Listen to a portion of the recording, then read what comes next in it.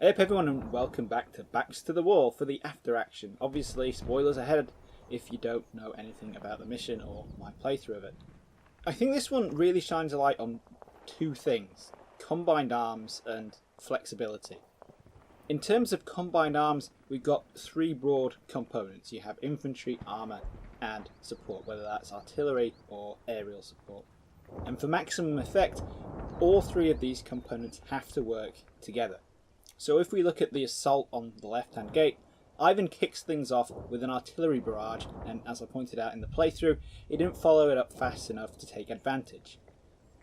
This is nothing new. It's part of the classic tactical problem of the early 20th century, probably most infamously in the First World War, with battles like the Somme, where everyone learnt the hard way that the length and intensity of a bombardment counts for absolutely nothing if the defenders have even a few minutes to sort their lives out in the gap between the last artillery shell and the infantry assault. Following the artillery in as closely as possible to catch defenders before they could get their heads up was deemed so important in the British Army during World War II that the infantry were instructed that it was better for them to take a few friendly fire casualties from their own creeping barrages than it was to be too slow and be caught out in the open when the Germans get back on the MG42s. And we can see exactly what happens when the infantry and the artillery aren't able to work together and they're not able to coordinate properly at the left-hand gate when the little green men get ambushed. The artillery preparation has done almost nothing to help them.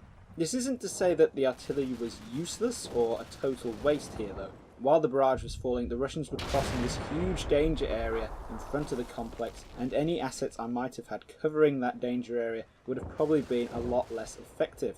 It's just the timing of the follow-up that is a little off, which isn't uncommon at all. It's very difficult to pull off in-game by human players, never mind the AI. The saving grace for the infantry in these situations is armour. We're back to World War I again with another solution to the tactical problems of modern weaponry. If the artillery is now far away and unresponsive, then we'll make an armoured metal box with a big gun on it and have it tag along with the poor bloody infantry. This gets doubly interesting in this mission because of the contrast between the left and right gates. At the left hand gate, the gate buildings themselves, trees and the fence effectively separated the Russian tanks and BMPs from their infantry, so that when the infantry got into trouble trying to break into the complex, they were on their own and they suffered. And the left hand gate was pretty much a slaughterhouse right up until my fire support from a BMP-2 destroyed the obstructions and opened up the sight lines for the supporting armour to instantly dominate my positions, get the fire superiority to shut the defenders down and save the infantry. At the right hand gate, the little green men come in second and Ivan's armour comes in first, and this was a lot more problematic. Even though I was able to wreck the enemy infantry, or what little enemy infantry I could spot, I had a clutch of Russian vehicles in my face that I couldn't deal with effectively, and that pressured me into falling back. So to some extent, even just the threat of that combined arms cooperation, where infantry spots and armour destroys, is enough to get results. Compare that to only a few minutes later, in fact for the rest of the mission, where I don't feel threatened at all in the complex because that infantry armour cooperation isn't there. Unsupported armour has difficulty spotting concealed infantry with anti-tank weapons and is susceptible to being outmanoeuvred, while unsupported infantry on the attack is liable to suffer heavy losses like we've seen already. Here on the right, for example, Ivan's armour rolls past and the following infantry are totally decimated.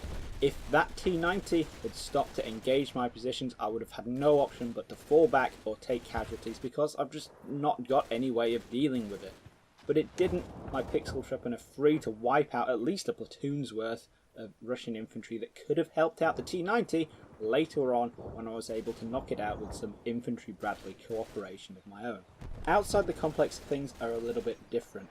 Without all that urban terrain and with these huge open sightlines, the importance of infantry in the combined arms team is diminished. They don't have the range to be effective, and they don't carry as high-powered or fancy optics as vehicles. Except for the string of javelin attacks I was launching from buildings on the edge of the area, the infantry had a fairly negligible effect.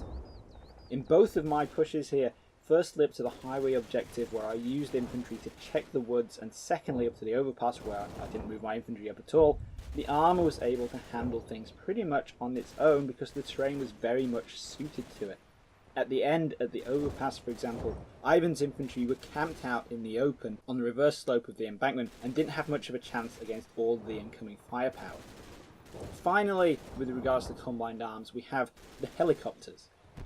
Air power is such a game changer. It wasn't part of my plan, but just the sound of the helicopters buzzing about was enough to pin my forces in place, especially my high value Abrams, because I didn't want them out in the open where the helicopters could get at them. As it was, the Russian air support scored some kills and was a massive pain in the arse, but if Ivan had been pushing forward, keeping me under pressure, forcing me to move and react while the helicopters were prowling about, that is, if the AI was integrating its different elements effectively, then I would have had much bigger problems. This is where my second point about flexibility comes in, and along with the idea of combined arms is really a limitation of the AI opponent in the combat mission. That's not a slight on Battlefront, it's not a slight on the mission designer, it's not really even a slight on the AI. This kind of thing is difficult in the real world. It's difficult for human players even when they have that all-knowing position, and it's even more difficult to get a computer to think in a suitable fashion. And it's not entirely a bad thing in game terms. In a lot of ways, the way that the AI can be unreactive and stick to its plan is symptomatic of the kind of slow decision making cycle that comes attached to certain styles of warfare. Probably the classic modern example is the Egyptian army in 1973, which was able to carry out a heavily rehearsed plan for crossing the Suez Canal almost flawlessly and repel predicted Israeli counterattacks right up until the Israelis started to do things that the Egyptians hadn't expected. The pre-laid plans became absolutely useless and the Egyptian army couldn't react properly. How much initiative and decision-making ability armies allow their lower tier units varies considerably, and to some extent the setup of a combat mission scenario exaggerates at both ends of the scale. While the micromanagement available to the all-knowing human player can result in ultra-quick, effective decision-making, running a huge array of options, the AI is restricted to only a few pre-programmed options and triggers on the foundations of the limited tactical AI, which is mostly concerned with self-preservation.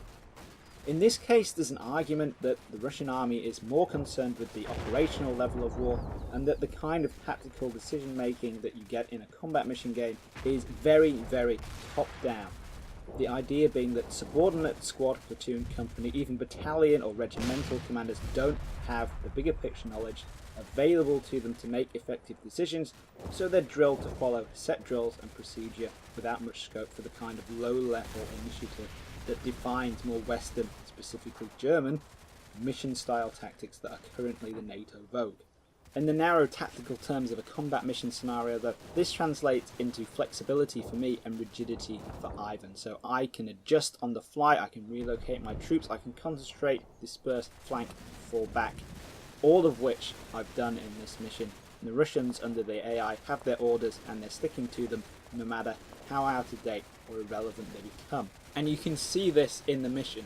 Ivan here has his orders, he advances into the complex, he advances up to the tree line halfway down the map, and he stops and does nothing. That's about it for this after action, guys. There are 120 turns in this mission, an awful lot happens, so digging deep into the tactical nitty gritty could literally take forever, which is why I'm sticking to the broad strokes here. If you have any questions about that nitty gritty though, just ask in the comments and I'll try and answer the best I can. Hope you enjoyed this one, guys, and I'll catch you in the next video.